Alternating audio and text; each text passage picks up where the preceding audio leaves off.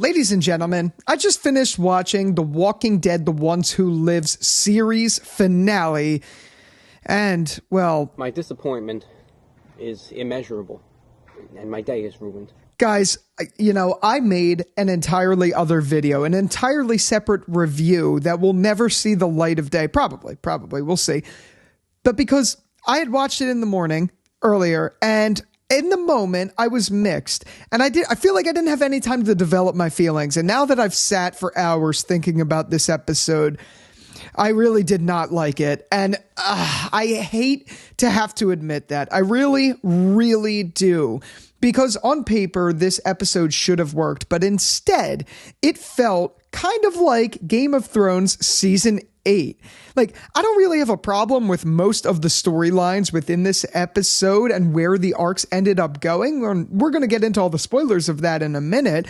It's just, I don't like how they got to those arcs so quickly. It made what was otherwise a pretty solid series kind of ruined for me. And I wanted to really like this. I genuinely did. I tried so hard to go into this with an open mind, and I'm glad I'm not alone. I've ran a poll on my page, and I've just seen other reviews out there as well. The consensus is this was disappointing. I'm glad to see that I'm not like the only one saying this, but I really want to dive into it because really, like I mentioned, my disappointment is immeasurable and my day was ruined today. That being said, I'm kind of okay where everything ended up. It's just not how it should have gone down. Like, oh my God, this episode just felt way too rushed. And it solidifies the fact for me that if you're going to tell this story and the overarching thing was to like end the CRM, you can't have a bottle episode like episode 4, which, and I've told you guys, I loved that episode. I genuinely did. But now seeing what we've got because of having an episode like this, why the fuck would they do that? Why would they waste that much time? This really, realistically speaking, and I'm sure in the writer's room it was pitched as this, but realistically, if you're making a 6-episode miniseries to conclude a story we've been waiting for 6 years and add stuff that we've been building up for years and with other spinoffs such as the CRM, you need to make sure those 6 episodes are fucking perfect. You need to make sure of it. But no. What we got is a filler episode, which, again, I've said I loved. I'm talking about episode 4.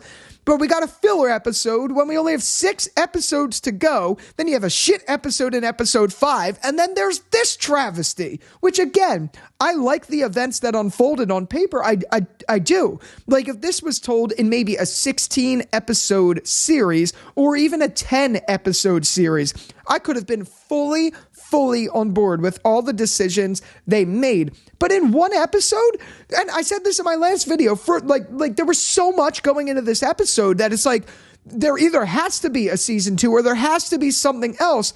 But no, they closed off every storyline, and now the possibility, at least for me, of there being a season 2, it's not happening. And I saw the Movie Idol's review and how he's going to make a video about how there could be a season 2. Sure, in theory, there could be, but what the fuck are you going to make that about? You killed off General Beale. You killed the CRM for what they are, which is, again, it's fine on its own. It's just, it felt so unbelievable. Look, I had to make a list. This is why I re-recorded the video. I had to make a list of all the things, and let me know in the comments if there is more that I'm missing, but I made this list of all the things that were unbelievable. Michonne scaling a building. Rick gets in and everyone just believed his story. Beale's briefing, the echelon briefing that we were all looking forward to, just felt way too rushed, and nothing we didn't kind of already know. Like, also, they truly didn't spend any time making Beale seem like a believable, real, serious bad guy. He seemed like a reasonable dude who just has an opposing opinion based off of what they've learned. Beale died way too quickly, which is unbelievable. The explosion and all of that of the summit was completely unbelievable. The conversion of the CRM, what? Who did that? When did they do that? How did they do that? Literally not believable at all. How the fuck did Thorne just randomly find a gas mask and survive when everyone else died? Let alone, how did Rick and Michonne survive that? Oh, they put themselves underwater. Whoop-de-fucking-do. And they wore the masks. Okay, really? Come on, and with that, just to say, they wore the masks, and then when they get on top of the canister or whatever it is, after all of them are walkers, while there is still chlorine gas, that is something that Michonne spent a year plus recovering from, they just take off their masks as if it's fine? That's not only it, the whole Rick and Michonne can do anything thing when it's two of them against an army of, what did Beale say, 2,500 people? Come on, that's not believable at all. And then I had one more. No, the other thing I had was that this episode felt a lot like the entire season 8 of Game of Thrones. Like, the rest of the show was pretty solid. Even 4, and even though I didn't love 5, it's okay to have one episode that doesn't live up to the rest, sure. But this episode felt all of the ramifications for the shitty writing of episode 5 and the filler episode of episode 4, which again, it was a great filler episode. I'm not saying the episode was bad. You guys know I loved it. It's just, you can't do that in 6 episodes. And if you are going to do that, you have to converge the stories of episode 4 and 5 into one episode. You can't just have Rick and Michonne talking in a room for an entire episode, because this is what happens when you do that. I just don't get it. And I don't understand if it was maybe a budgetary thing or what. Terry O'Quinn was in maybe 4 minutes of screen time all in, realistically speaking.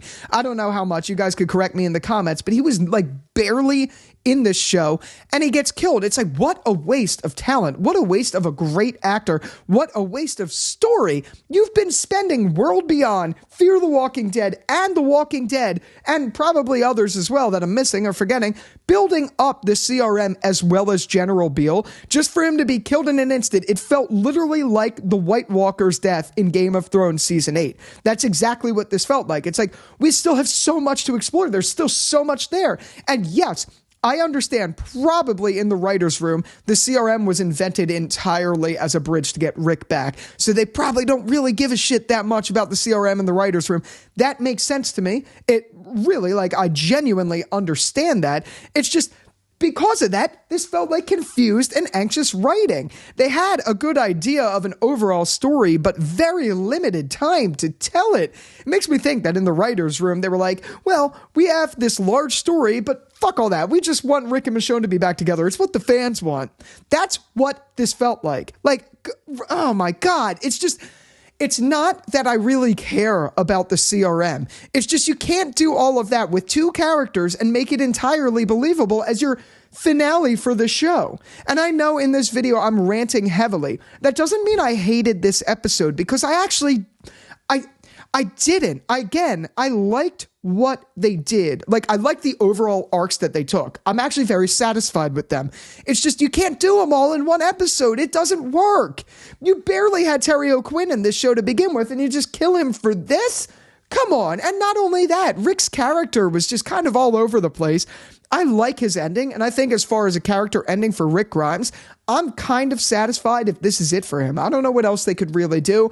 I'm glad he got the reunion with Judith and RJ, which we're going to get into that in a little bit. I'm glad it happened, but also RJ's acting made me want to, oh, God, whatever. Anyway, just overall, the point is, this episode could have been magnificent, but they focused more on the spectacle than the story. And that's the problem with The Walking Dead overall. This felt like a Fear the Walking Dead episode, or this felt like a Dan and David Benioff and D.B. Weiss episode of TV. It's so sad that you have 6 episodes that just get absolutely obliterated by one. And even though, again, the arcs make sense to me, they were good arcs, I like that. You can't do that in 6 episodes. How many times do I have to reiterate this, guys?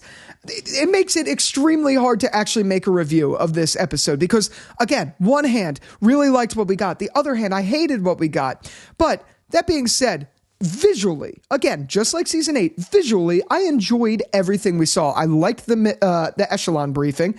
I liked even the flashbacks, even though I thought they did way too many of them, and it made me raise concerns that it was a budgetary reason because you had Terry O'Quinn and you had Andrew Lincoln in one episode with a big explosion CGI set piece, so they had to cut corners by doing flashbacks. That's what I think. I still liked it, though. But you had those things. Then you had Thorne starting to realize that Andrew Lincoln and Denai, or Rick and Michonne, were lovers. I liked that. Then you have the whole bombing of the summit thing. I really liked that on paper, too. You had the fight between Thorne and Michonne. I liked that on paper, too. You have Thorne's death. I liked that on paper, too. You have the ending of the CRM as we know it and everyone's free. In theory, I liked that, too. And finally, you have the reunion of Rick, Judith, RJ, Michonne, all in one place, except it was in a fucking clearing. What? But on paper, I liked that too. It's just in every which way of all the things I mentioned, there's something wrong with every one of them. And it's all because of the pacing that you guys set out for this show. It's extremely disappointing when we're watching this week to week. And no, I haven't seen this back. I haven't binged the whole show again yet. It might feel different on a binge. Clearly, this was designed for more of the streaming service sort of thing. And I could see that. But it's just so goddamn disappointing that this is how we got to it when it could have been avoided entirely, especially when you spend 5 years building up this story to what it could be, but you ruin it with stupid fucking Fear the Walking Dead writing that just made everything that could have been really believable that they spent the first 4 episodes, I'd say, actually building up completely unbelievable in just one episode. It's actually fucking pathetic. It's ridiculous. But I make it sound all bad. I still kind of enjoyed a lot of the stuff. And speaking of that, we got something we wanted, albeit we didn't get exactly what we wanted. We got the reunion of Rick and Judith. And that was cool. I liked it. Rick felt stiff, but I also understand to an extent that that was because he was nervous and he hasn't seen Judith since she couldn't speak and form sentences. So, that being said, I liked that. But then the Rick and RJ was like, "Are you the brave man?" And oh my God, it's like, again, guys, I don't want to fall into the same trap that I did with Tracy, where I just ripped into Tracy as an actress. She's a kid. Same with like RJ's actor. He's a kid. Like I'm not going to try to rip into it, but it's like, you couldn't have done a little bit better job with the casting. We've been saying this since season 11. Like, dude, really? Like, there is no, he's not even, it takes me out of the moment. He's not good. Like, come on. Like, really? I'm sorry to complain. I'm sure, like, he could, I don't want to get into the whole thing I did with Tracy, but it feels the same way. It genuinely does. It's so goddamn immersion breaking. When we have this guy who's not Carl, we all want that with Carl. I don't know. Do you guys understand what I mean? I'm not trying to shit on the kid, but like, it just took me out of the moment. And then where the fuck were they? To begin with, where were they? They were just in a clearing. Are they in Alexandria? Are they at the Commonwealth? How do they know where to go? You know what I mean? None of that just made any sense. And it sucks we didn't get a reunion with other characters and all that, but I'm sure because this universe is a whole product and all of that stuff, I am sure we're going to get something like that. I would not be surprised at all. It's just, man, like, I don't know. I'm really disappointed with everything we got. I love the overarching idea that they probably set out in the writer's room and they had. I like where these stories went. I like the conclusion we got with Rick, so I don't want to make it sound all bad. I feel like this could be the end of Rick Grimes and I'd be satisfied, genuinely. It's just this episode is the problem. It's not the story at large. It's the episode at problem to tell it. And again, they told it, so at least they did that. The story is over. They did it. It felt satisfying to see, I guess, every little detail we got with it. Just, you can't do it in one goddamn episode. You can't. And that's the problem, again, with a 6-episode series that has an $83 million budget. You can't fucking do that. You just can't. This is like... Guys, I want to know what you guys have to say now that my cholesterol's high. So this, on top of screaming and all that, I'm going to have a heart attack one of these days talking the way I'm talking about these goddamn episodes.